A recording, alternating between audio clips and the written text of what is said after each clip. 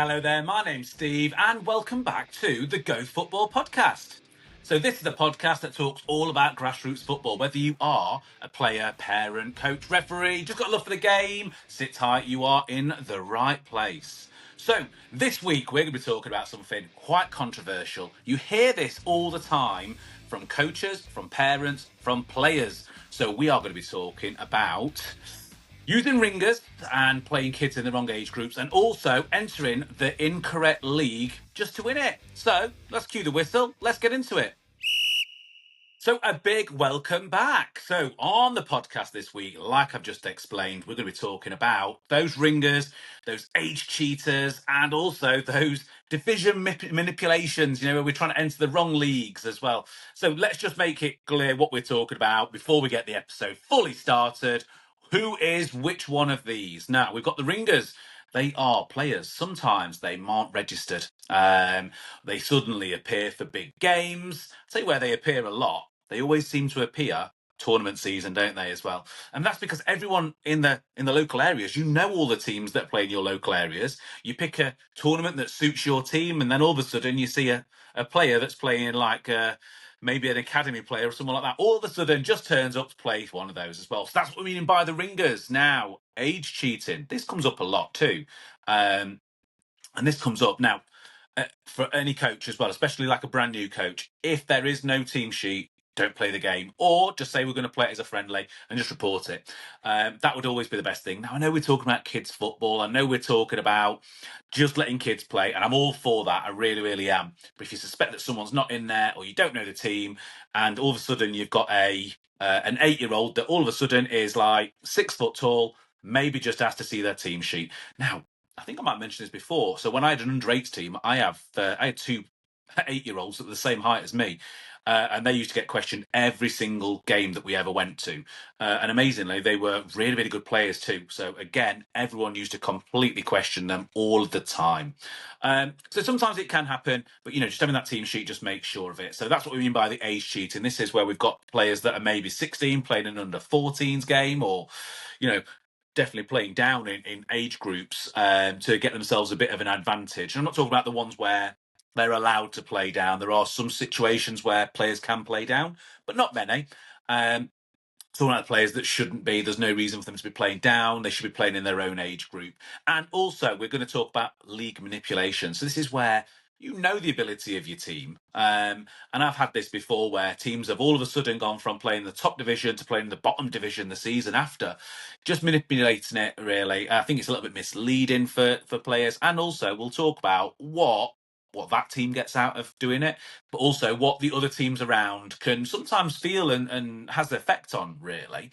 I think that if you're picking one of these 3 topics as well, and you're entering in the wrong league, you're playing ringers, you're playing players that should be in different age groups as well, I would class you as a coach which has got the mindset of a win at all costs. Win at all costs. That's what you want to do. You want to win at all costs. Ultimately, no one's going to remember the results. And we've said this lots and lots and lots. No one's going to remember the results of an under 9s, under 10s, under 11s, under 12 games when you get into your 40s. Like, no one cares about it. Does it shape what happened in those age groups? Probably a little bit, but not for the winning side of it. It's a false sense of security. So, where does the behaviour come from to do these kind of things as well? Well, I think it's pretty simple as well. That culture comes directly from parents and from adults as well. It definitely doesn't come from an 8-year-old, does it? Saying, "Oh, I'll play in a different age group to what I should be," or they hear, "Can I go for a game of football? Do you want to play?" Yes. They get their boots on and off they go. They don't know where they're turning up, who they're playing with, or anything like that. Kids will just go out and they will just play football. Now, is there a need to win the league at any cost in any kids football or any youth football? Is there an actual need to do that? I would say probably not. I'd say there's no real pressure that every team should want to win the league firstly as well. So I'm not saying like, let's take the competition out of it. Let's just play for complete fun the whole time. I think football should be fun. I think that's how people develop and able to grow into the game and fall in love with it. But I don't think it's the most part of it as well. I think that sometimes the teams just want to go unbeaten all season as well? Is that one of the things that they're looking to do? If they're looking at bringing ringers in, they're looking at playing players in the wrong age group, and they're playing in the wrong divisions as well. But I mean, who really benefits from it as well? I think that sometimes if parents know this is happening, that's parents chasing after trophies. That's not the players playing after it. It's maybe the coaches also playing after them too. But if you are doing it, just ask yourself this as well: like, who actually benefits? The adults? Yeah, maybe the adults will get that a little bit as well. Do the kids benefit? Absolutely not. Okay. And when you've got coaches that are cheating the system, the messages are pretty simple to everyone as well. Winning matters more than honesty, it matters more than fairness, and it matters more than development. And we talk a lot on this podcast about development and also fairness. So if you didn't miss last week's episode, by the way, go back and listen to it. Talk about fairness in grassroots football, and how that really looks for a lot of people too. I think it's a terrible thing to do to young players, because what you're kind of doing is setting the stall out there really nice and early on that it's okay to cheat, or it's okay to not follow the rules and bend the rules. That's what you kind of giving them all those all of those kind of skill sets early on, and rather than just being fair and playing nicely and playing competitively, but at the right age group. I mean, let's talk in about some of the children who are victims for it as well. I think that some kids, especially if you're playing in smaller groups, so 5v5, 7v7s, 9v9s, there's less places on the pitch. So the kids that are getting replaced by ringers, what's that going to do to them? Well, one, they're going to lose minutes on the pitch, which we talked about last week regarding things like equal time or fair play time. But it's going to make them lose their confidence that another player turns up and all of a sudden they're in the team. I'm not in the team, or I'm having to sit out for large sections of it, and everyone's praising them lots where they weren't praising that other child as well. And maybe if they're playing at the wrong level and they're playing at the wrong age group, then that's definitely going to happen.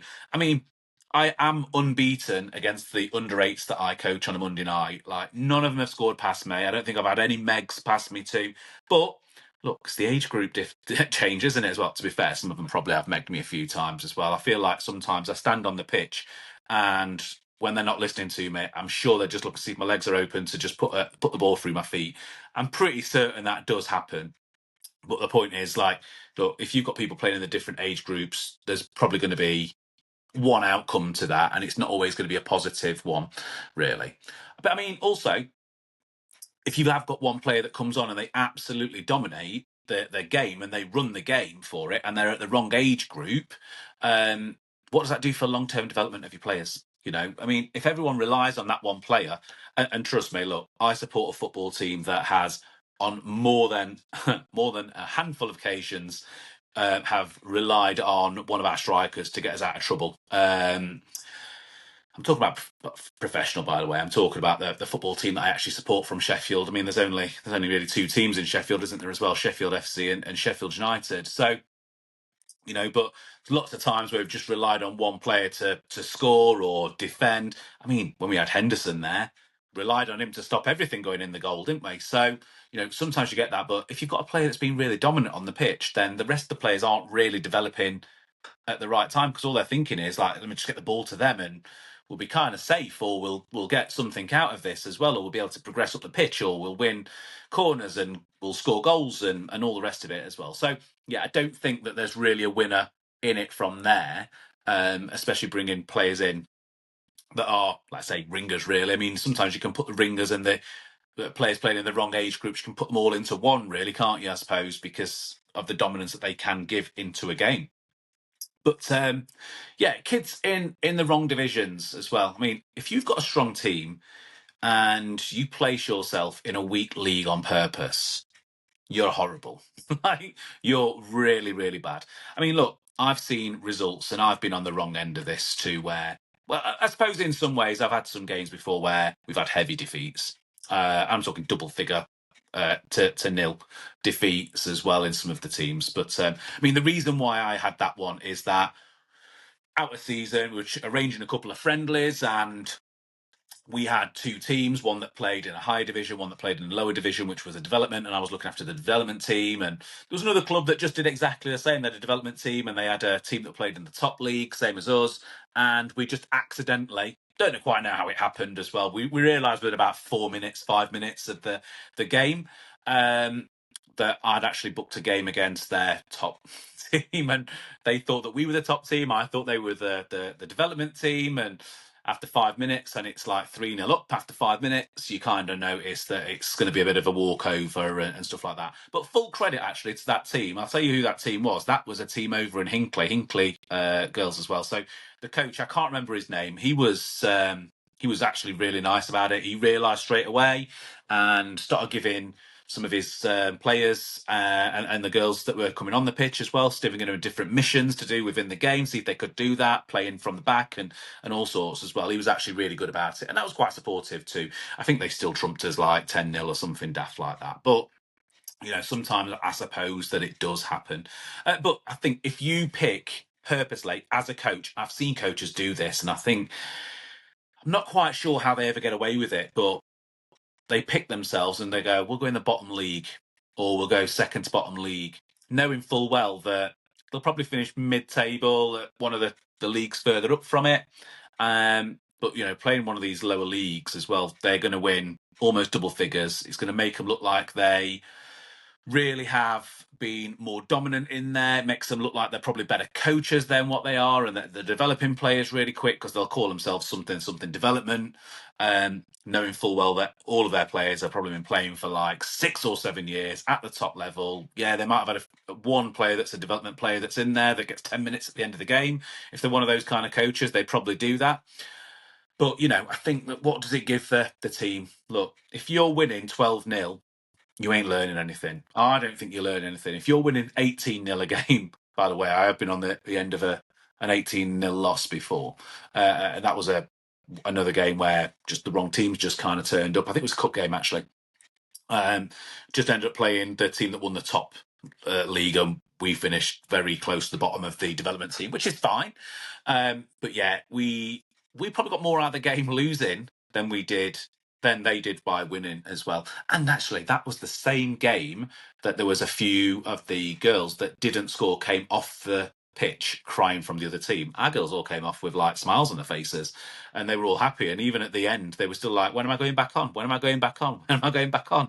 Thinking you're losing so massively here, but you still want to go on. And I took that as a massive positive. But the other team, yeah, they had a couple of girls that were crying from it. But it's not a competitive challenge. There's no real learning in it. You get frustrated parents on both sides, but also look at what it'll do to the teams that are getting beat constantly. If they're getting heavy defeats, it's hard sometimes, especially more so for parents, but no one wants to turn up and be like what they might class as maybe embarrassed by the scoreline because they are losing by quite a lot every single week. It's hard to say on a cold day, like it's nice and cold at the minute, isn't it? It's a bit icy. We've had snow in some places over in the UK as well already. It's hard to say, get out of bed at 9 o'clock for a 9 o'clock game on a Sunday, knowing full well that you've got to drive an hour to get there and you're going to get thumped 18-0. It's not great for them. And I think that's sometimes why you get some dropouts of players as they go, and you're not helping the sport out in general as well. But if every game's a landslide, it might look good on paper, but like I say, it does nothing for the development of your players or the team that's involved, really. You don't actually know if you're practicing playing out from the back and, you're several leagues down where you need to be. How do you know if you're actually playing out from the back properly if you're going against a team that can't defend against that? Because that's just not they're just not at that level to understand and read the game and have the game IQ of what they need to do to defend from that. You'll never know if you're doing the right thing as a coach too. So that's what couple of reasons why it's there as well. But I mean, like, look, why would you do that knowing that your team is stronger? Maybe you've got some academy level players in there. There's certainly some grassroots teams that I've seen, or JPL teams as well, that I've seen that they're probably just waiting for the right scout to come along from the right club at the right time on the right game, and they'll probably be getting at least a conversation out of it. I've seen some that are really good players that are in those, but if they're not playing at the top level, then it's probably they're not developing as much as what they do. You may be holding them back, coaches. So yeah, select it. Why would you do it? Walk in the league. Is there any benefit to walk in the league? No. Do you want a guarantee of trophies? If you want a guarantee of trophies, just have your trophies at the end of the season. Like, you don't need to have a winners for winning, the Bronze League or League 10 out of 10. Having that league winners of League 10, undefeated, unbeaten in the league, but as soon as you get against another team much more competitive, your players are probably not quite as resilient. It's not quite as fair for them to be there as well. But I think that, it is going to absolutely bulldoze those developing teams and that are trying to learn, that need to be at that level. I think it's going to create like a false confidence maybe for your players until you play against stronger teams. By the way, my boys have got a really tough game. By the time this podcast goes out, they'll have played a really, really tough game against top of the league that's won all their games. And a few of them went, on Monday night as well. But I think they'll be fine. And I'm backing my boys actually on this one too. So what I would say is that it also does remove the real challenges that a lot of players will be having. I don't think that development's going to be happening as much as it does. I mean, look, if you've got 14-0 win, who's going to learn more from that? Is it going to be the winning team or the losing team? I'd argue that the losing team are probably going to be getting more resilient from it, as opposed to a team that just needs to hit their target and they score a goal. The games that I love the most are like the 3-2 battles or the 3-3s with like 15 minutes to go where everyone's up for it. They're the games that I prefer the most, and they're the ones that I always see. Like I've refereed games where it's been really close. It's been like, in fact, the game that I did in the Women's FA Cup, I think it was 2-2 until the last 3 or 4 minutes. Ball goes through, so exciting because it was such a close game. It was really good to not just referee, but just watch, and they were at the right level, and everything was good with it too. So, that's exactly what I think is probably going to happen if you pick in the teams at the wrong divisions as well. And divisions exist for a reason. Look, we don't get teams from the Premier League. We don't get them playing against, teams that are in the conference leagues or national leagues or even lower grassroots teams as well. You don't get, you won't get your local grassroots team all of a sudden Man City turn up or Man United turn up or Arsenal turn up for a game or PSG fly over just for having a little friendly. There's leagues for a reason, and let's try and stick to those. Let's try and find the right level, and let's try and pick the right level as coaches, but also for development for the kids as well. Let's think about them. They're the ones that are on the pitch. They're the ones that we're trying to inspire the next generation so we can go on and win World Cups. And well done to anyone from Scotland. I think there's about 3% of people listen from Scotland.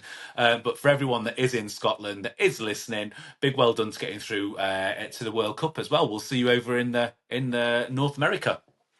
Let's have a look at a couple of other things that we've also got then as well, like ethical issues. What are we teaching kids, really? When coaches are cheating and when coaches are saying horrible things, that's not great for them. And you just got to think, if you're supposed to be a coach, you're supposed to be a role model for these young players or young adults, as some of them are turned into young adults too. I did see on TikTok of all places as well, although I do like a bit of TikTok.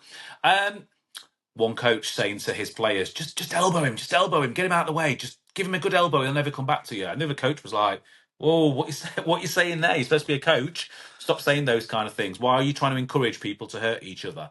And I think that will also go down to all of the other things. Like, if we're teaching kids that winning is everything, then what's going to happen the first time that they are in a situation that they can't control if they're winning or not? Or it's a situation that they can't get an advantage on in winning. Maybe it's exams, maybe it's something else that happens later on. Winning is not everything, and I think that it's really important to teach them that it's not everything, but you need to go for it. You need to be competitive as well, and that if you can bend the rules, just do it. Like, look, there's rules in place for everything, and some of the rules that we have in football are there for safety of players. Like, we don't want players. There's a reason why adults don't play against kids, although the amount of games that do go on, end of season, start the season, dads versus lads kind of game, they do kind of still happen. But, football, it's meant to teach a number of things. It teach things like respect and resilience and teamwork. And, I think as coaches, you want to have a bit of integrity in there too. And you want to be able to deal with challenges and develop and learn and listen and take things on board to to become better as not just as a footballer, but maybe as a person. When you learn some of the skills in football, you can take them into other things and other sections of life. I think it helps build character as well. And by dodging all the difficulties, what are you actually building? Are you building resilience and building people for making the best versions of themselves, or are you avoiding it and not letting them face that? I think that's what we really get from that too. I mean, look, not all coaches are doing this. I appreciate that. There's always some coaches that you see that'll go, can't believe they're in our league. Can't believe that they played this player as well. Or, oh, just watch out for this player as well. I think that they were playing under 16s last season. I'm not quite sure why they're playing under 14s now. One time, actually, I had my girls' team that I think they were under 12s at the time. Yeah, maybe under 12, something like that. So they would have been 11 years old, and they were playing against a team that had one player that was noticeably older than the other girls. So I had a look at the team sheets and stuff like that. Definitely not the right girl. And then someone actually said to me, it's not her, it's the girl that's on the picture, looks very similar, it's a sister. And it was sisters, and she was like 14. But the girls are way smarter than boys, by the way. And I'll tell you why girls are smarter than boys is that one of the girls on the team actually said she's overage because of how she's talking to him. She's not communicating them to him. She's communicating to him like she's a big sister. She's not talking to them like they are one of the team. She's talking to him in a different way. She's reacting in a different way. She's not the same age as us. We know she's not the same age as us. And I thought, the girls have clicked onto that on the pitch. Like, I just genuinely just thought, she's older, she's better, she's doing all these things. She doesn't look like she's like an under 12. She looks a lot older than it. But the girls picked up and they were like, no, the way they're talking to her is that she's like, oh, it's all the like, oh, well done. Yeah, no, that's really good. Just the way that she was talking to him, she just said that they knew that she wasn't the same age of it. Girls are smart. Not just in the boys, by the way, but girls are smarter. But yeah, I think with every coach, and like I say, not all of them, where does some pressure come from some coaches to do this as well? Well, sometimes I think coaches do have pressure to win.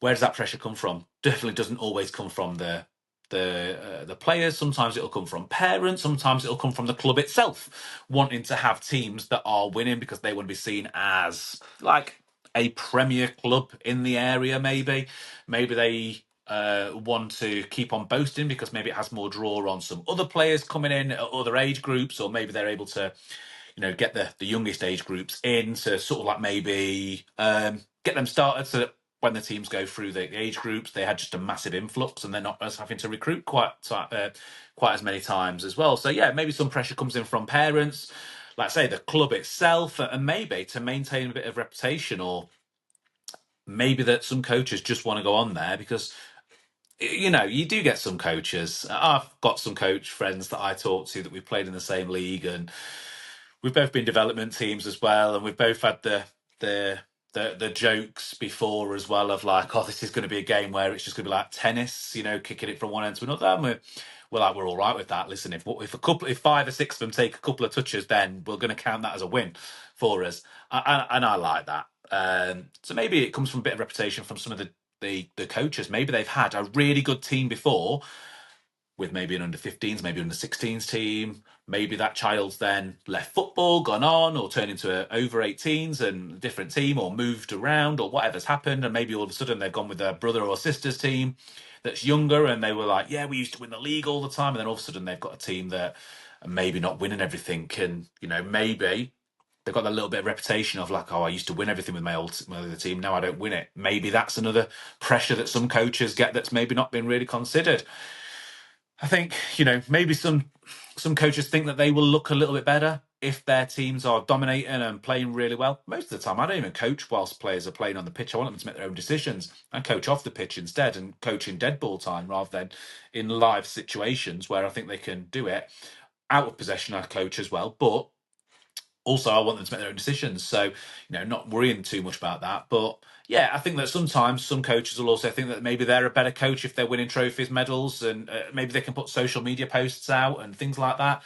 Maybe that does happen. I hope that if you are listening to this and we've got this far into this one, I hope this is not like a seem like I'm bashing coaches or bashing parents or anything like that, but honestly, there's probably more parents, more coaches out there that are saying that there are some unfair environments to drive kids out of the game in. And I think that's why we decided, or I decided to do a podcast this week on this kind of topic. So if you are a coach, what should you be doing instead of doing all of these things? I'm sure most of you are doing exactly the right things in here in this anyway. So, this is more, I wouldn't say it's a rant or anything like that, but if your team's a little bit weaker, then you can support them as well. I mean, you don't need to cheat the system, okay? There's no need to cheat the system at all. Just enter into the correct divisions, do things like rotate positions of your players so they all get experience everywhere. Again, you'd always be surprised with how well some players go into positions that you've maybe not thought of before. Maybe don't stick your striker in goal, but then again, Harry Kane started off playing in goal, didn't he, when he was younger too? I think just prioritise the development of your players. Don't thinking about winning at all costs or entering into leagues that you shouldn't. Just pick the correct place for you to be or where you think you need to be. Maybe in the pre-season, have a couple of friendlies, decide which one you think you're going to be in. Give some fair time out to some players as well. Build a bit of resilience with your team as well. Create some healthy competition within your own team, and keep all your players engaged. I think that's the best thing for you to do as well. Development over domination, for me, pretty much every single time. Role of parents, though, as well. It looks like, look, I know it sounds like I've been bashing a few parents here as well, saying that it's all your fault. Well, it's not. It's definitely not. Sometimes it's just the clubs and the cultures and some of the things that I mentioned today about maybe the pressures that some coaches are under to go and do some things. Maybe it's pressure from let's say, maybe it's just from the club, or maybe it's just an innocent pressure that they've got. Maybe some people panic, and sometimes people do. Parents, so you should be asking yourselves these couple of questions. If your team's going out and winning 13, 14-0, that sounds great, doesn't it, as well? My kids are in a team that won 13-0. Great, but just think, is it fair? Is it fair on the other team? Would you not like to see a little bit more of a competitive game rather than we're going to win? We always win. We always win. It's fine. Is it healthy for all of the players, and is it healthy for your child and the player that you take with you? Is it healthy for them in those kind of situations? Are you making the right decision for your child going to a team that is probably not playing in the right division but winning all the time? Or would you prefer them to play up? Because sometimes I speak to some parents and they make a conscious effort to tell me that their child is in the top division and plays in the top division and does very well in the top division. Even on some of the groups that you'll see where players are clubs looking for players, or players looking for clubs as well. When there's is anyone looking for a player? Plays as a centre forward as well, scores loads of goals, really good, can use both feet. They put a little advert together on those. Always says played in the top division, or played Division 2, or played Division 1, or whatever it is. Happy to come lower down to maybe level 3 or level 4, level 5 maybe. Sometimes you do get that too. I think for, when we say is it fair, is it healthy for your players as well? Who's really making the decision? As parents, are you making the decision, or is the club making the decision for you? Ultimately, you have the choice to put your child into any team and any environment that you think is the best one. And I would always say go for the best environment for the kids over the ones that maybe just win all the time. You don't want kids coming off and players coming off upset and stressed, and they have enough. Listen, honestly, kids have enough stresses without having to have an extra stress of football, which they should be enjoying. I would say if you see some red flags, then maybe just speak up. Are we in the right league? Are we not in the right league? Are we doing the right thing? Why are we bringing players in to cover for other players? Why aren't we just using the players that are there? It doesn't really matter if we, don't have a great game sometimes, but just be really quite transparent with them as well. Good coaches, they will not hide behind getting players in to just win games. They won't hide behind it as well. For a massive boost for a coach is that they get a player, develop them from not ever kicking a football into being an absolute goal-scoring machine. And just remember that your child deserves fairness. So try and put them into those environments where they are going to be there and they're going to really flourish. I think that the long-term consequences, is there any? Yeah, absolutely. There's going to be some too. Especially if you're if you've got some players that are maybe not playing as many minutes as well, look, one of the main things that you're going to get is the experience of grassroots football isn't going to be as good, is it? I mean, you know, kids will not forget how they are made to feel. And if they are players that are barely playing because you're bringing in players that are at the wrong age group, they'll remember that as well. If they're going to be getting placed by ringers because we need someone better up front to score more goals because they always score goals, that's not going to be great. They will remember that too. If they're getting smashed by mismatched teams, they'll remember that feeling too. They'll remember all of those things. But they'll also remember if they're cruising through a league that's far too easy, they'll just go, it's easy, it's easy, it's easy. But as soon as they get against a team that is maybe on their level, where it's a bit more, we're looking at equal score lines on there and equal playing on the pitch as well and an equal development on the pitch, they'll lose trust, they'll lose enjoyment as well. They'll be the ones that will not be as resilient. They'll be the ones that have not got that'll probably lose their heads a little bit more and probably come off feeling more disappointed when really, if they'd have been playing against those teams all season, probably would have got better as well. I mean, short-term cheating, what's it equal? Probably long-term damage for players. So, look, that's where we're going to leave it this week. I've talked quite a bit about those topics. Please do come in, though. Come in, tell us your stories about ringers, about age cheating, about wrong divisions. Come in, tell me about all those things. You can get me. It's really easy to get me. You can get me on all the socials as well. You can either get me on Go Football Coaching or you can search for Go Football Podcast as well. If you want to email in, it's gofootballpod@gmail.com. Come straight through to me.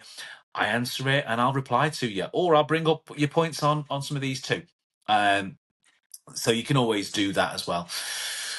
Just think though, if we are going to do that, we are going to be emailing in as well. Make it nice and fair. Give us a good point. Give us maybe some experiences that you've had of those as well, whether or not you've been on the wrong end of this as well, and what the results were for your team. Maybe getting thumped by a team that shouldn't have been in that league and could have played up, and tell us about the experience with the other coach too. So yeah, if you want to get in touch with me, go on the socials, Go Football Coaching or Go Football Podcast. You can get me on TikTok, you can get me on Instagram, Facebook. You get me on all of those different things as well. You'll see us on YouTube as well. You can get me on any of those kind of platforms. GoFootballPod@gmail.com. That's how you get in touch with me. So yeah, look, thanks very much for joining me again. Or I suppose this time as well. Just stay honest, stay fair, and let's just enjoy the beautiful game. And I will see you all, or you'll hear from me all next week.